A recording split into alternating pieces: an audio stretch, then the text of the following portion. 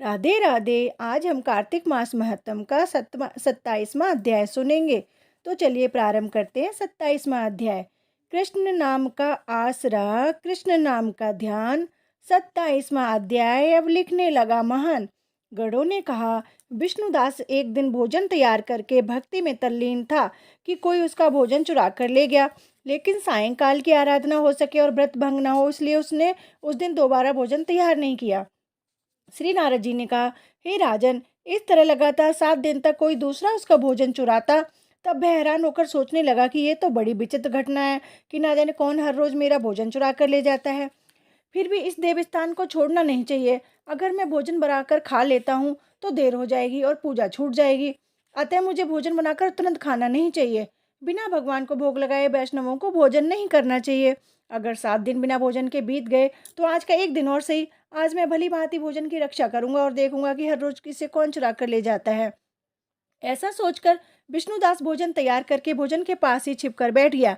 उसने थोड़ी देर के बाद देखा कि वहां पर एक चांडाल आया जिसका शरीर बहुत दुर्बल था। उसके शरीर पर केवल एक चमड़ी ही चमड़ी दिखाई देती थी। जब वह चांडाल भोजन चुराकर चल दिया तो विष्णुदास ने उसे पुकारा, हे भाई, ये रूखा भोजन लेकर क्या करोगे? घी तो लेते जाओ। ऐसा कहकर वह श्रेष्ठ ब्राह्मण आगे को बढ़ा। विष्णुदास को अपनी ओर आता देखकर वह चांडाल तेजी से दौड़ने लगा। वह ब्राह्मण से डर गया, लेकिन दुर्बलता के कारण दौड़ न सका। अतः वह भूमि पर गिर पड़ा और मूर्छित हो गया। चांडाल को मूर्छित देखकर विष्णुदास लपककर उसके पास पहुंचा और अपने वस्त्र से उस पर हवा करने लगा। और उसके बाद उसने जो कुछ देखा उसे देखकर वह आश्चर्यचकित रह गया।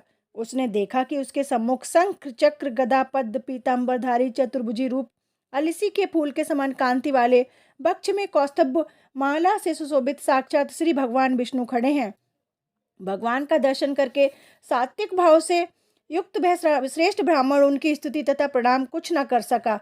वहीं पर सब इंद्र आदि देवता भी उपस्थित हो गए और गंधर्व तथा अप्सराएं आकर गीत गान करने लगी तथा नृत्य करने लगी। ब्राह्मण उन्हें प्रणाम करने के लिए ज्यों ही उतावला हुआ, त्यों ही वहां संपूर्ण देव गंधर्व तथा अप्सराएं आ गईं। विष्णु भगवान ने अपना स्वरूप ब्राह्मण को प्रकट कर उसका आलिंगन किया और दिव्य विमान में बिठाकर उसे बैकुंठ ले गए। दिव्य विमान में ब्राह्मण को विष्णु के साथ जाते हुए चोल राजा ने भी उसे देखा। उसने अपने गुरु आचार्य मुद्गल को कहा कि मैंने जो यज्ञ आदि किए वे सब व्यर्थ हुए। जितनी दान दक्षिणा मैंने ब्राह्मणों को दी वह सब असफल हुई। विष्णु भगवान के दर्शन नहीं हुए। विष्णुदास ब्राह्मण ने केवल श्रद्धा से भक्ति की। उसके प्रभाव से विष्णु भगवान ने आकर उसको दर्शन दिए। इसलिए भक्ति ही सर्वोपरि है।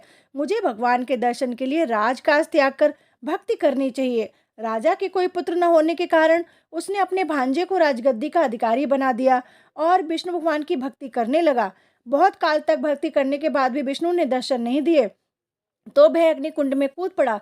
अग्नि में प्रकट होकर विष्णु भगवान ने राजा को गोदी में उठा लिया और कहा कि मैं तेरे त्याग और भक्ति से बहुत प्रसन्न हूँ। उसका आलिंगन कर उसको दिव्य विमान में अपने साथ बिठाकर बैकुंठ में ले गए।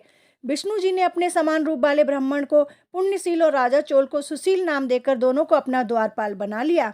इस प्रकार 27वां अध्याय समाप्त। अगर आपको मेरी वीडियो अच्छी लगती हो तो लाइक करें, शेयर करें और सब्सक्राइब करें। राधे राधे।